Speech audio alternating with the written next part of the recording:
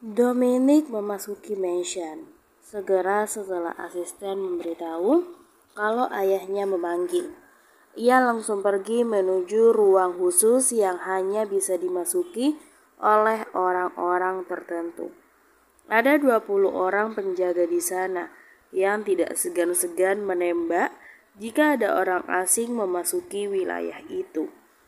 Dominic berdiri di depan pintu, meletakkan tangannya di mesin scan untuk membuka pintunya.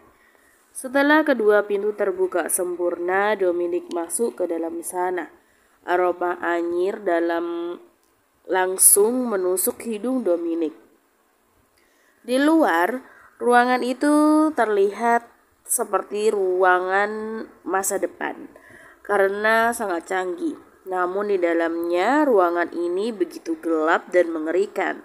Lantainya berwarna hitam mengkilap, dapat memantulkan bayangan sesuatu di atasnya.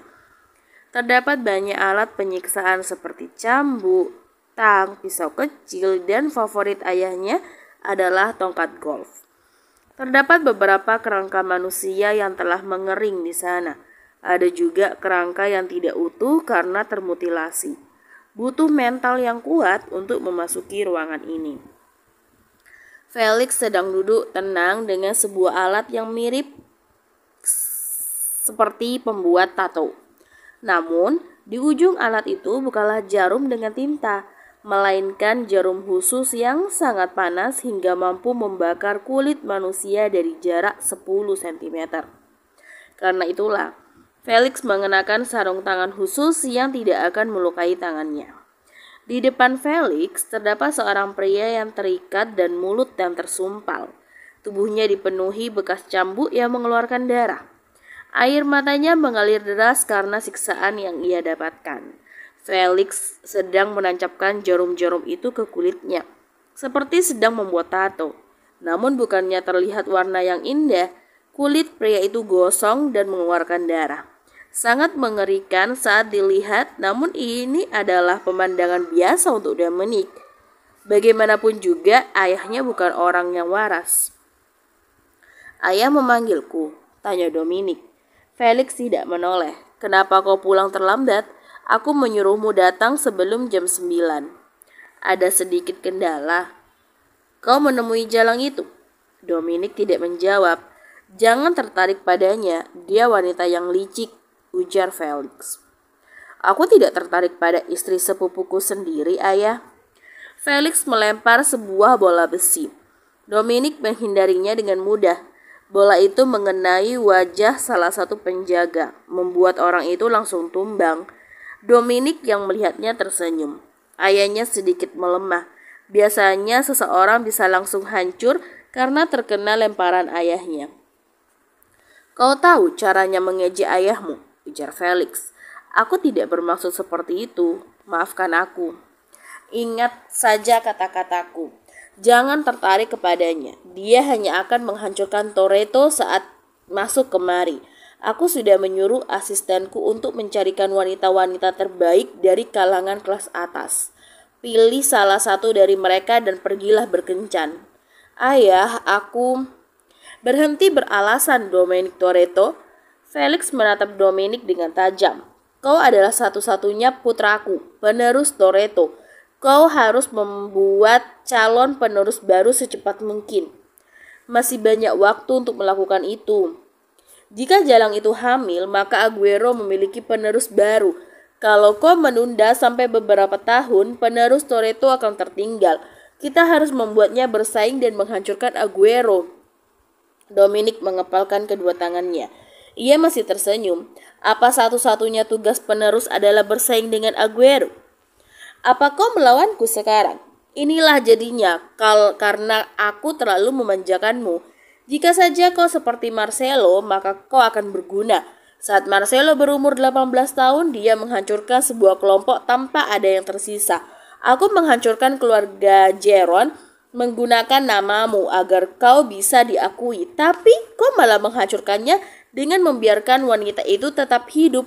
Sekarang lihatlah, dia menjadi sekuat itu dan berpihak pada Aguero.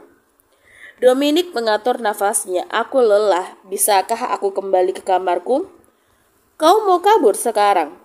Aku lelah, ayah. Anak tidak berguna, pergilah. Jangan tunjukkan wajahmu di depanku sampai aku mengizinkannya. Terima kasih. Dominic keluar dari ruangan. Dalam perjalanan ke kamar, Dominic tidak bisa mengontrol ekspresi wajahnya. Itu membuat para pelayan dan penjaga terkejut dan ketakutan. Dominic mencoba menahan emosinya sampai ia tiba di kamar. Dominic membanting pintu kamar dan menguncinya dari dalam. Ia bergegas memakai sarung tinju, lalu memukul samsak yang tergantung di kamarnya untuk meluapkan emosinya. Setelah puas, Dominic duduk di tepi ranjang. Tangannya mengusap rambut yang basah karena keringat. Setelah beberapa detik, ia mendorong tubuhnya sendiri untuk berbaring dengan kedua tangan terbuka. Dominic mengingat wajah yang selalu membuatnya kesal. Suatu hari nanti, aku akan membuatmu berlutut di hadapanku lalu membuatmu memohon untuk dihabisi. Aku bersumpah. Halo pengantin baru. Cecilia menyambut Marcelo dan Violeta yang baru tiba di mansion bersama dengan para pelayan lain. Kenapa kau masih di sini? Tanya Marcelo. Cecilia melakukan drama. Setelah mempertimbangkan banyak hal, aku memutuskan untuk tidak jadi pergi karena Violeta akan kesepian tanpa aku. Tidak tuh, kau pergi aja, tidak apa-apa kok. Balas Violeta dengan polos yang langsung dapat tatapan tajam dari Cecilia. Tuanku, apakah Anda ingin istirahat dulu atau lanjut bekerja? Tanya Susan. Aku akan bekerja. Banyak yang kutunda beberapa hari ini. Marcelo menepuk kepala Violeta lalu masuk ke dalam. Cecilia melangkah nakal ke arah Violeta. Ia menggandeng lengan Violeta sambil melirik leher Violeta yang dibalut dengan kerah jas. Kenapa kau memakai jas seperti itu? Hari ini panas. Berhentilah berpura-pura polos. Violeta melangkah. Jadi bagaimana nih malam pertama kalian? Apakah menyenangkan? Wajah Cecilia memerah karena tidak sabar mendengarkan cerita. Apa aku harus menceritakan itu juga? Violeta jadi malu. Tentu saja, aku kan mau dengar. Violeta berdempelan, ia malu. Itu lumayan. Padahal aku kira kau akan senang dengan ukuran Marcelo. Violeta terkejut. Kau tahu ukurannya Marcelo? Aku pernah menyelinap masuk lewat balkon di kamar Marcelo. Dia sedang telanjang. Kau tahu betapa terkejutnya aku. Benda itu sangat besar. Jika itu orang lain, aku pasti sudah mendorongnya ke ranjang untuk bermain. Kenapa kau tidak melakukan itu dengan Marcelo? Serius? Cecilia menunjukkan wajah jijik. Aku tidak bisa bersemangat dengan wajah dingin dan sikap kaku di atas ranjang. Itu berbanding terbalik dengan kemarin dan tadi pagi. Violeta mengusap pipinya yang panas. Lagi pula, dia itu sahabatku. Rasanya aneh kalau tidur dengan sahabatku sendiri. Kau benar juga. Mereka tiba di kamar Violeta. Cecilia membukakan pintu. Nah, masuklah Violeta Violeta Aguero. Violeta Aguero, benar. Nama belakang Violeta sudah berubah sekarang. Itu masih tidak bisa dipercayai. Violeta yang tidak pernah memikirkan pernikahan pada akhirnya mengikuti nama belakang suaminya. Cecilia keluar dari kamar Violeta, sementara si pemilik kamar merasa malas untuk mengejar. Saat membuka mata, Gita berada di sebuah ruangan minim pencahayaan. Dirinya terikat kuat di sebuah kursi dengan seorang pria yang berjaga di belakangnya.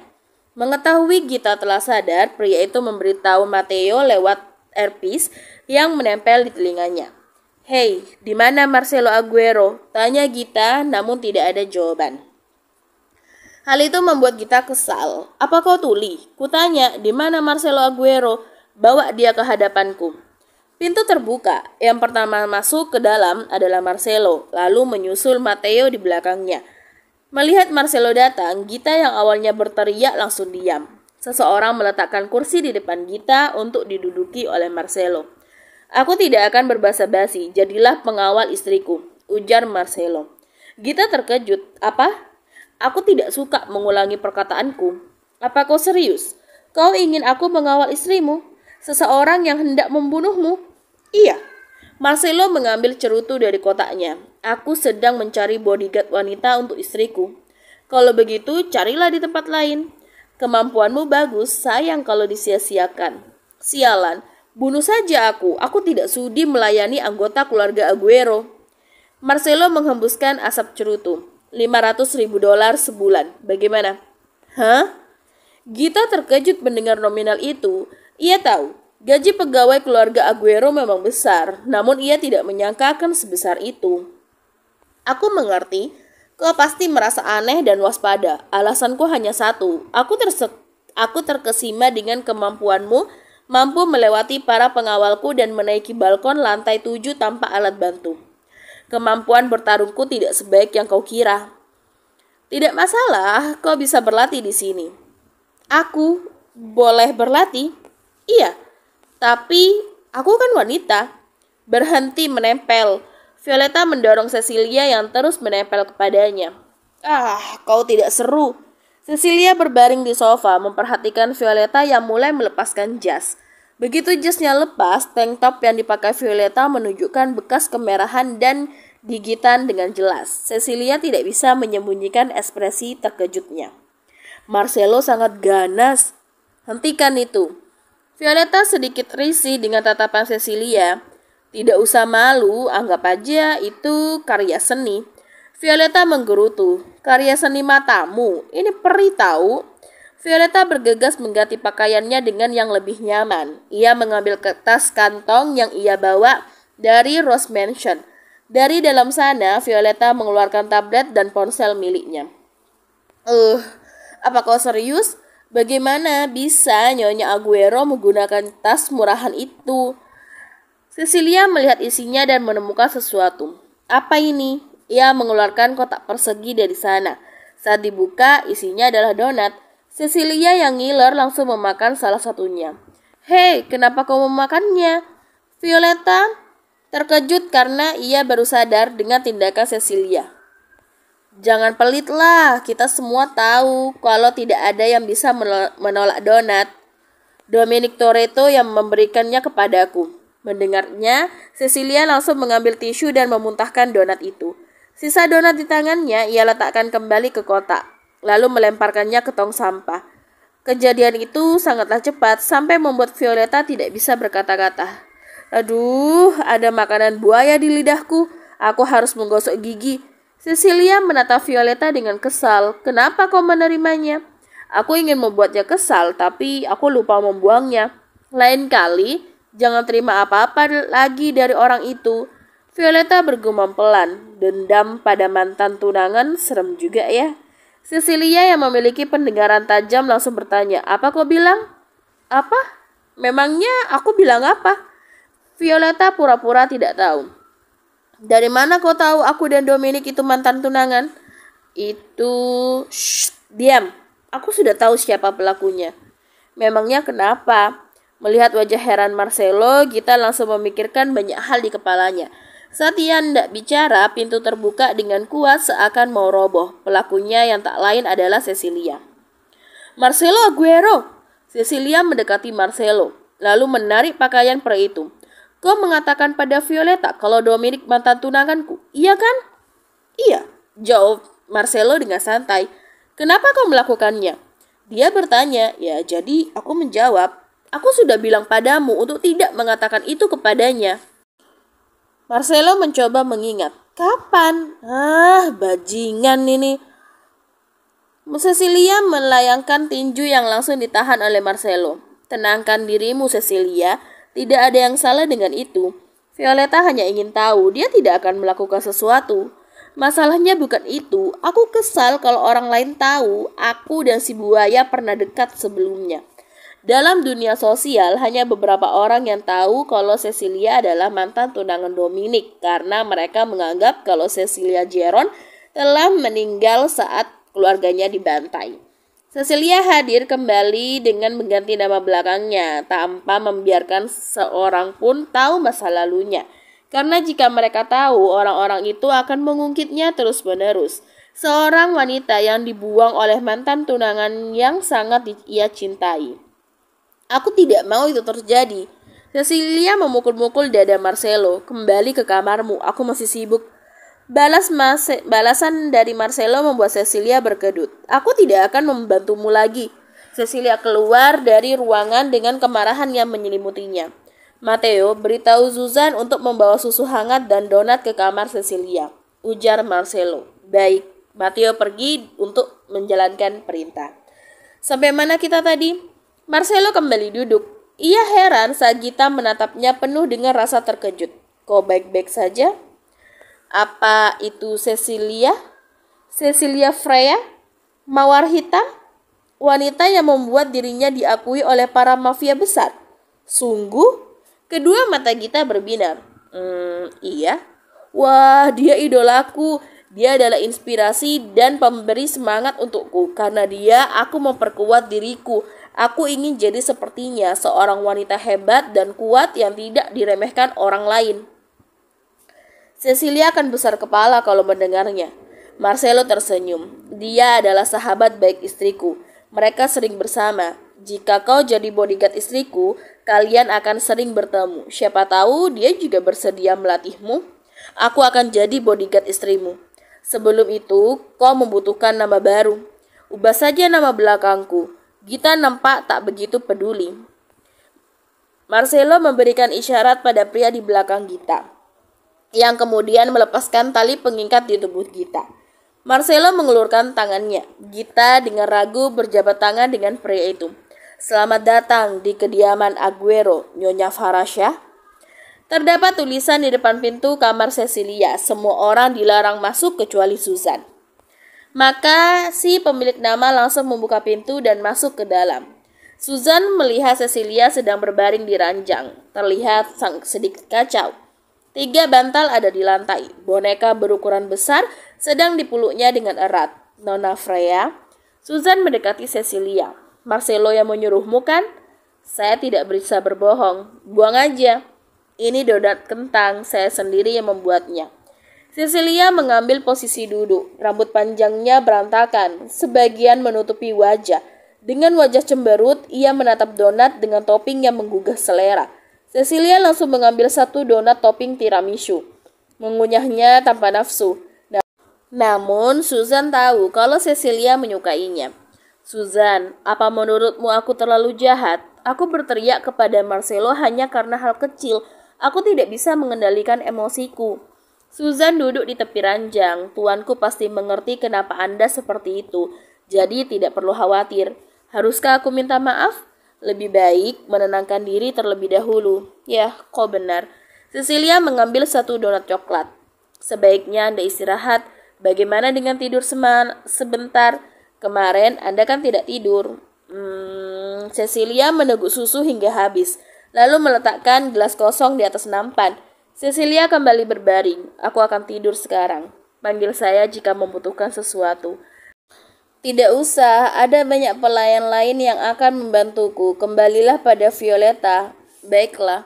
Susan mengambil nampan dan gelas susu. Ia berjalan ke arah pintu. Sebelum keluar, Susan berhenti saat Cecilia memanggilnya. Susan, tolong katakan kepada Marcelo aku memaafkannya. Cecilia menarik selimut untuk menutupi dirinya. Susan pun tersenyum. Baik, Nona Freya.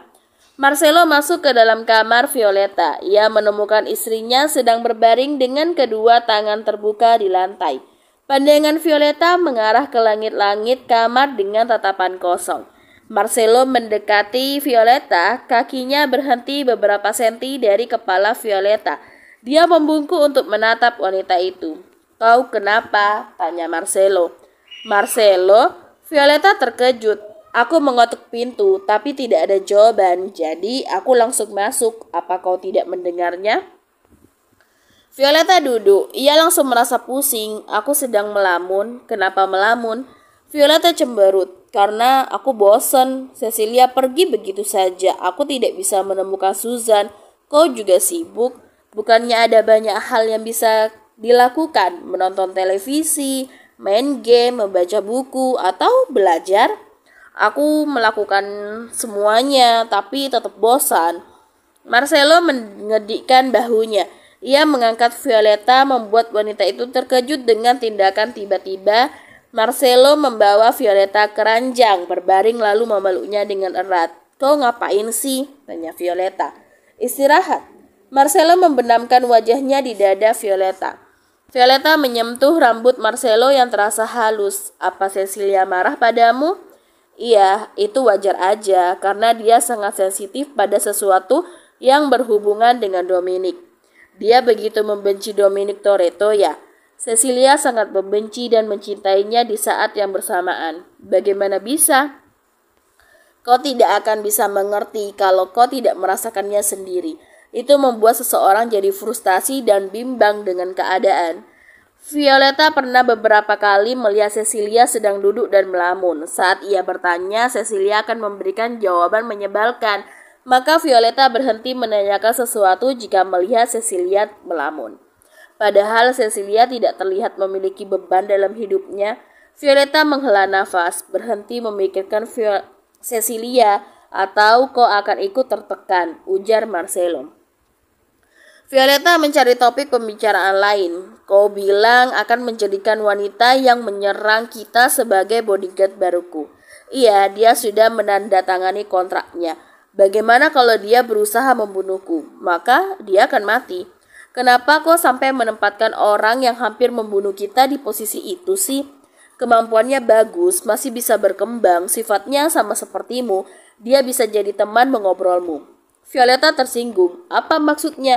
Sifatnya yang sama denganku, berteriak, tidak takut, tidak tahu rasa takut, tidak memiliki rasa hormat, tidak sadar diri, tidak. Marcelo melirik Violeta yang menatapnya seperti pembunuh. Marcelo menarik pelan pipi Violeta. Aku bercanda, istriku sayang. Cih, semua yang kau katakan itu memang benar, bodoh. Violeta mengembungkan kedua pipinya karena ngambek. Jangan marah ya. Marcelo mengubah posisi mereka. Kini Violeta yang berada di depan dadanya. Nanti aku belikan kalung berlian deh. Violeta tersenyum. Siapa yang marah? Mana bisa aku marah padamu, suamiku sayang. Untung dia mata duitan. Marcelo menikmati jari-jari Violeta yang sedang menoel-noel pipinya. Alasan utama aku menerimanya karena dia seorang wanita, ujar Marcelo. Memangnya kenapa kalau laki-laki? Kau takut dia menggodaku? Aku khawatir dia akan mati di tanganmu karena berbuat mesum setelah tergoda dengan kecantikanmu. Violeta memerah. Padahal dia hendak menggoda Marcelo, namun ia malah kena senjatanya sendiri. Tunggu dulu. Apakah Marcelo mengatakan dia akan membunuh bodyguard itu? Maaf ya, tapi aku masih terlalu polos untuk membunuh orang. Palingan juga aku hajar sampai sekarat, ujar Violeta. Tentu aja kau masih polos. Marcelo tersenyum, lalu memasukkan tangannya ke dalam kaos yang dipakai Violeta. Bajingan ini. Violeta menyentuh tangan Marcelo. Aku capek, besok aja. Janji? Iya, janji. Violeta menutup mulutnya sendiri. Ia tanpa sadar telah menjanjikan itu kepada Marcelo. Lihatlah ekspresi Marcelo. Pria itu langsung berbinar dan segar. Persiapkan dirimu besok ya. Violeta menjauhkan wajah Marcelo dan yang semakin dekat dengannya. Ada yang ingin kutanyakan. Marcelo menarik tangan Violeta dan menggigit jari telunjuk istrinya. Kenapa kau sampai memberiku bodyguard pribadi? Bukannya ada banyak pengawal di Aguero yang akan menjagaku? Apa kau tahu perbedaan bodyguard pribadi dengan pemilik Aguero? Tidak. Milik Aguero, maka mereka bekerja untuk Aguero. Tapi mereka bisa saja mengkhianatimu saat ada kesempatan. Berbeda dengan bodyguard pribadi yang bersumpah atas hidupnya untukmu.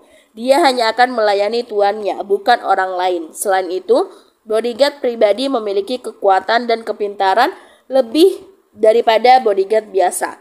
Seperti Matteo, dia adalah bodyguard pribadi sekaligus asistenku. Aku ingin ada seseorang yang seperti itu di sisi istriku. Violeta heran, dari mana kau tahu wanita itu akan setia kepadaku? Aku tahu bagaimana cara membedakan orang yang setia dengan orang yang tidak. Oh ya? Bagaimana caranya? Violeta penasaran sampai ia duduk dan menggoyang-goyangkan ranjang. Ayo beritahu aku. Ada uang, ada barang. Uangmu kan lebih banyak dariku. Cium. Violeta mengecup bibir Marcelo. Sudah. Caranya? Marcelo mengusap bibir Violeta dengan ibu jarinya. Rahasia. Violeta menghantam perut Marcelo dengan 2 geman.